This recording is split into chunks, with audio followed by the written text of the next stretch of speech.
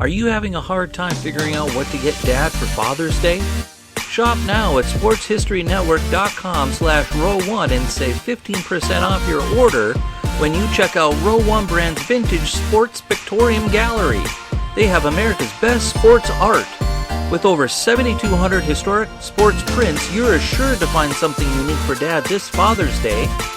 If he's an NFL buff, check out the 1963 vintage NFL helmet poster. Shop now at sportshistorynetwork.com/row1.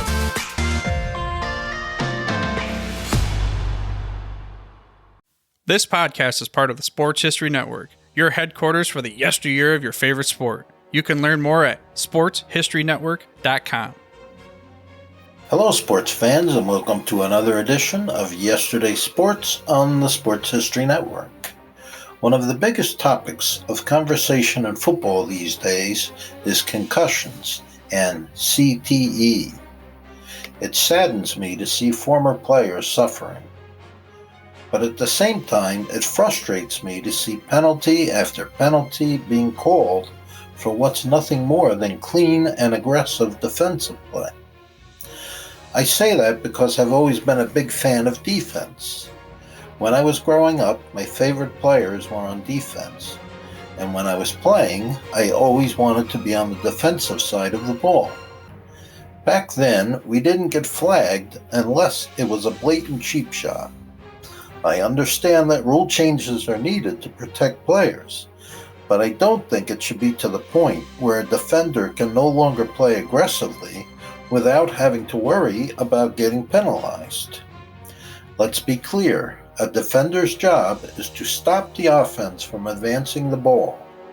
That means attacking the man with the ball or the man who's about to catch the ball. A defender has a split second to make a tackle. That means it's a matter of speed and timing, because there usually isn't time to decide where or how you're going to make a tackle. You have to use your instincts. I was taught by my father to get low, drive my shoulder into the ball carrier's stomach or hip, wrap my arms around his legs, and drive him to the ground. While that was my intention and preference, executing that approach wasn't always possible. That's because the defender has to react and adjust to what the ball carrier is doing. The ball carrier isn't going to stand there and allow you to tackle him. I'm not trying to make light of concussions or head trauma injuries. As a lifelong fan of the game, I'm as disturbed by these findings as anyone. I'm also trying to understand the root of the problem.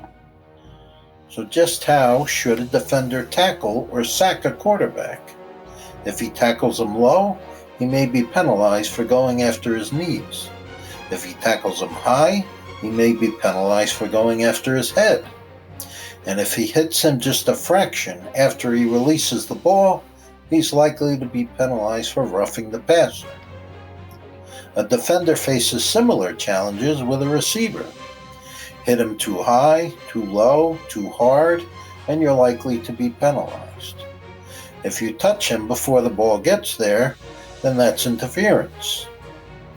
But isn't it the defender's job to stop the receiver from catching the ball? And if he does catch it, isn't it the defender's job to make him drop the ball? I'm convinced that these tackling restrictions are why we see so many missed tackles in today's game. I understand that today's players are bigger, faster, and stronger than years ago. And I also understand that officials are trying to stop helmet-to-helmet contact from happening. But in a high-speed contact game like football, a lot of those hits aren't intentional. Throwing a flag every time it happens isn't going to stop it from happening. At some point, you have to let players play. I'm not trying to minimize the seriousness of head injuries.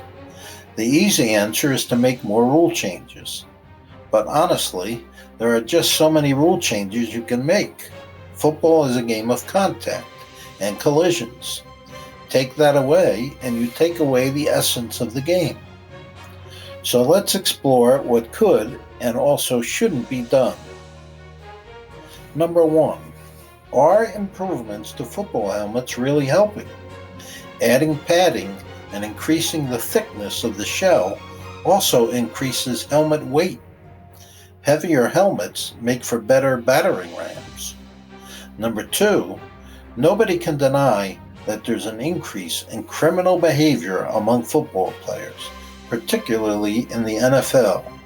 Much of this criminal behavior is in the form of domestic violence.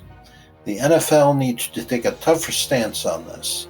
If a player is found guilty of domestic violence or any other type of off-field violence that's not in self-defense, he should be suspended for a full season.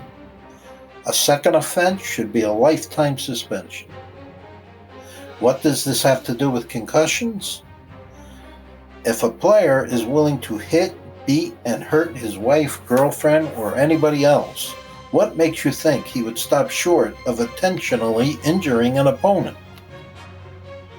Number 3, stricter testing and suspensions are needed for steroid use.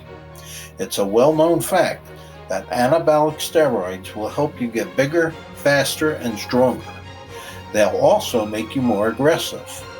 Most football players, especially those on the defensive side of the ball, are already aggressive.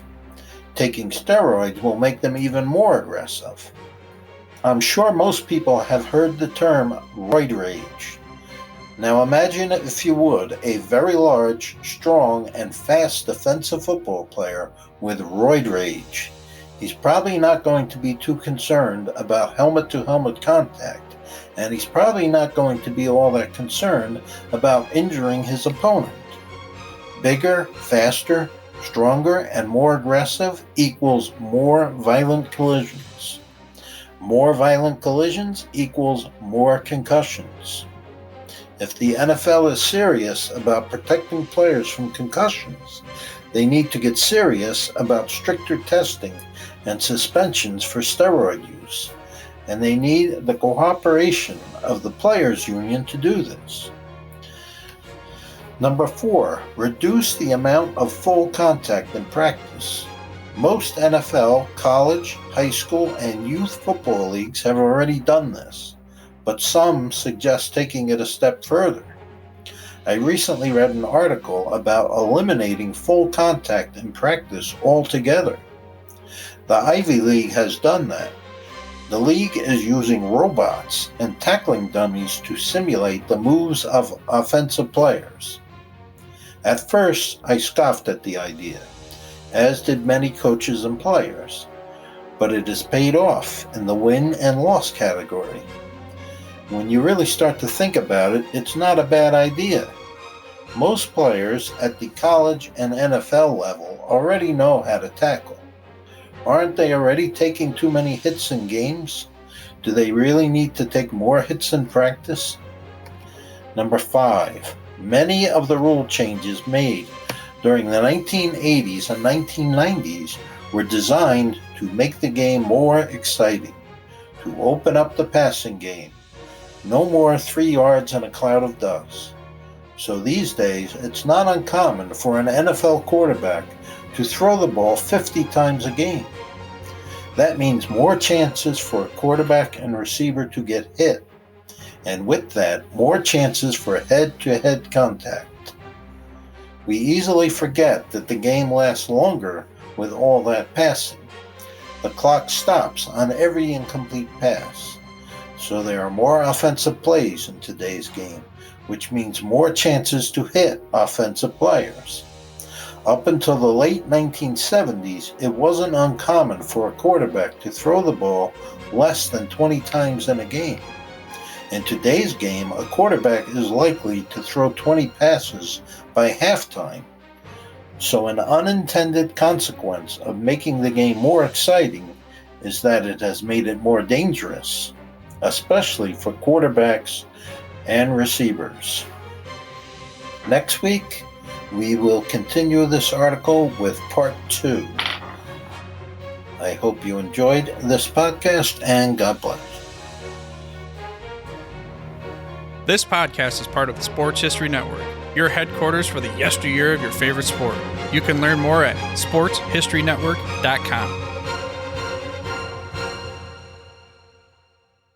At the Sports History Network, we're all about sports yesteryear, and so we're so pleased to introduce you to Row One, an online memorabilia gallery and shop that brings your sports history to life anywhere. The Row One gallery includes over 5,200 gorgeously reproduced prints of team posters, game program covers, game tickets, advertisements, and more in baseball, pro and college football, pro and college basketball, and more. And any gallery item may be printed in a variety of sizes on wood, metal, canvas, acrylic, or poster paper. And in Row One shop, check out the thousands more of unique items with the retro and historical designs dating back to 1876, including t-shirts, long sleeve shirts, phone cases, mugs, blankets, pillows, towels, and even shower curtains. Go to sportshistorynetwork.com, ROW1, for access to the full Row One catalog and for gallery prints and gift items, plus get a 15% discount off all prints on the Row One Pictorium Gallery with coupon code SHN15. Follow the link on the show notes.